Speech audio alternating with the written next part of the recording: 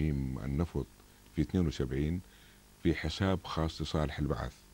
لتدقيق المعلومات التي ذكرها الدكتور، هذه الأموال قال صدام يجب أن تحجز وأن تذهب إلى حساب خاص للاحتياط.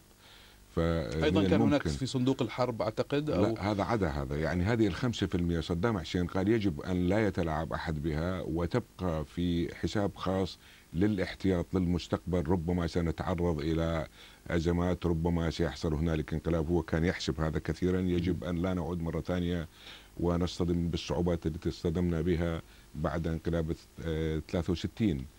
ولكن أعتقد أن هنالك عشرات من المحيطين بصدام حسين مباشرة خلال السنوات التي بدأت من 72 لحد الآن يعرفون بكيفية تحويل هذه الأموال وأين ذهبت، خصوصا إذا أخذنا بنظر الاعتبار أن الولايات المتحدة تحالفت مع صدام حسين منذ أواسط السبعينات وساعدته وقدمت له معلومات لوجستية أثناء الحرب العراقية الإيرانية. وأيضا عام 76 المستر كيسنجر كان عراب اتفاقية الجزائر مع شاه إيران، وبالتالي من المستغرب جدا أن يقال لا أحد يعرف أين ذهبت هذه الأرصدة وكيف حولها صدام حسين.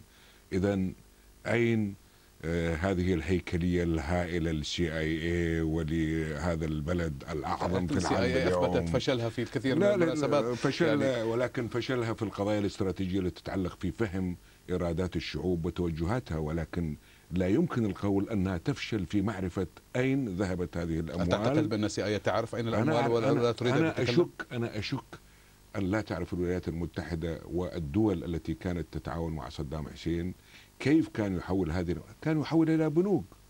وأعتقد أن الأجهزة المخابراتية كانت تعرف تماما ولديها تشابكات مع المخابرات العراقية.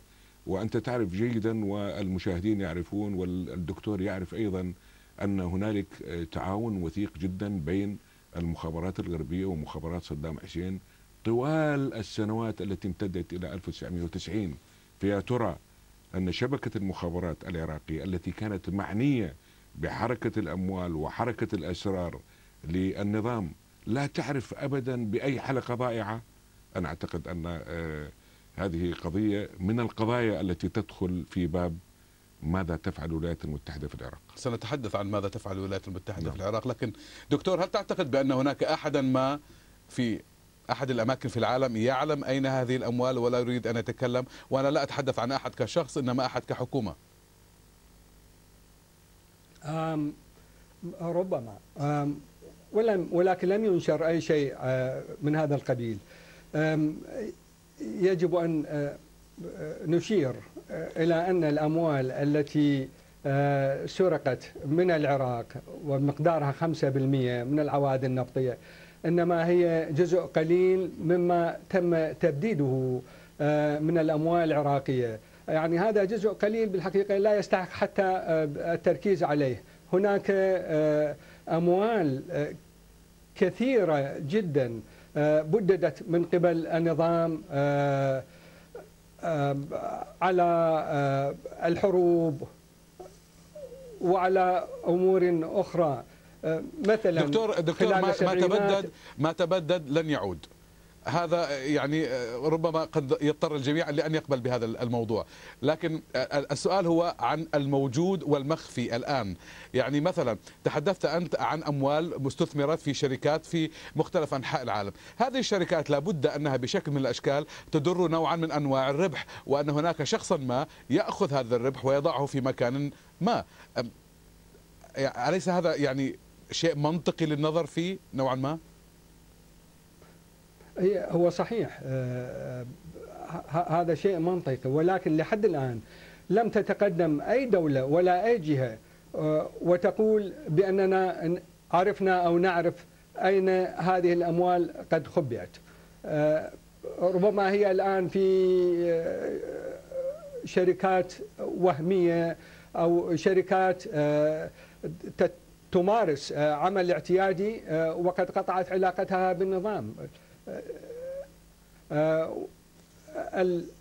العوائد النفطية التي وضعت في هذه الشركات كانت معدة لخدمة النظام، ولكن الآن بعد سقوط النظام من العسير معرفة من هذه الشركات وأين هي. نعم. ربما كانت CIA تعرف أو أمريكا وإنجلترا يعرفون هذا الأمر، ولكن لم ينشر أي شيء عن هذا الموضوع في الصحف أو في كتب أو في نشرات الأخبار بحيث المواطن الاعتيادي يعرف عن هذا الشيء. هل هذه غنيمة من غنائم الحرب؟ يعني دعني أقول لك، يعني هنالك مفاتيح لمعرفة هذه القضية ولمتابعتها.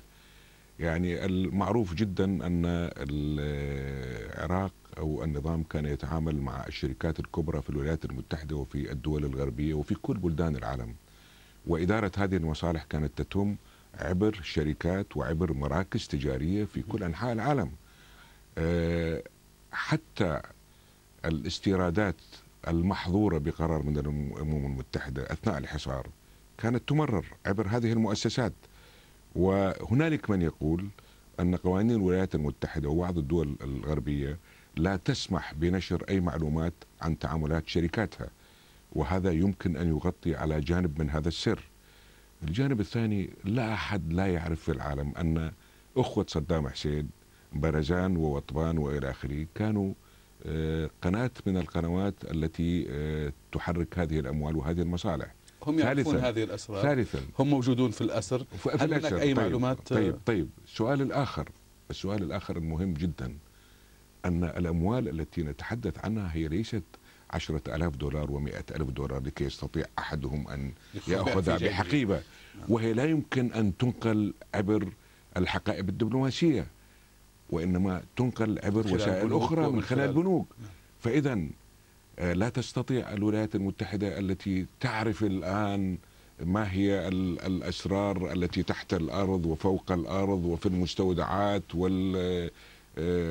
والتخصيب اليورانيوم وإلى آخره، لا تستطيع أن تعرف ما هي خطوط المواصلات التي كانت تمر عبر هذه الأموال. أنا أعتقد أن هذه واحدة من الأسرار التي يجب أن تجيب عنها الإدارة الأمريكية وحلفائها. نعم. وأنا أعتقد أنها يجب أن توجه بصيغة اتهام لهم، أنهم خلال 30 سنة دعموا صدام حسين، واليوم يدعموه بشكل غير مباشر من خلال حماية الأسرار التي تتعلق بثروات البلد وبكل المحن التي مر بها البلاد. هم لا يحاسبون أنفسهم على ما فعلوه بشعبنا خلال سنوات دعم صدام حسين، وهم اليوم يرتكبون أخطاء فادحة جدا لا يمكن أن تدخل في باب النوايا الحسنة إزاء شعبنا وإزاء بلدنا. اسمح لي أن أتوقف الآن مع فاصل سريع، وعندما نعود في البعد الآخر سنتابع البحث في الأموال العراقية المفقودة. ابقوا معنا.